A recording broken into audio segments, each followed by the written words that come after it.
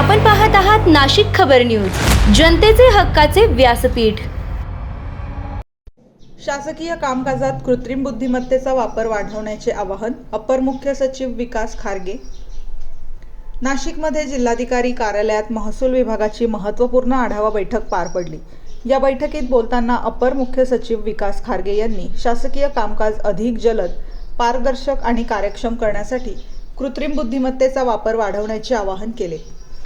नागरिकांना वेळेत आणि सुलभ सेवा देण्यासाठी आधुनिक तंत्रज्ञानाचा प्रभावी वापर करणे गरजेचे असल्याचे त्यांनी नमूद केले। ई-ऑफिस प्रणालीचा वापर वाढवून प्रलंबित कामे कमी करण्यावर भर देण्याच्या सूचना त्यांनी दिल्या। यावेळी छत्रपती शिवाजी महाराज महाराजस्व अभियान अंतर्गत नागरिकांना एकाच छताखाली विविध महसूल सेवा उपलब्ध करून देण्यात येत असल्याने नागरिकांचा वेळ, श्रम आणि पैसा वाचत असल्याचे त्यांनी सांगितले। ग्रामीण भागात या अभियानाचा पहिला टप्पा यशस्वी ठरला असून पुढील 3 महिन्यात शहरी भागात दुसरा टप्पा राबवण्यात येणार असल्याची माहितीही त्यांनी दिली। तसेच ई-पीक पाहणी, पाणंद रस्ते, ॲग्रिस्टॅग नोंदणी, फेरफार नोंदी, वनहक्क दावे आणि बांधकाम परवानग्या यांसारख्या विविध कामांचा आढावाही यावेळी घेण्यात आला।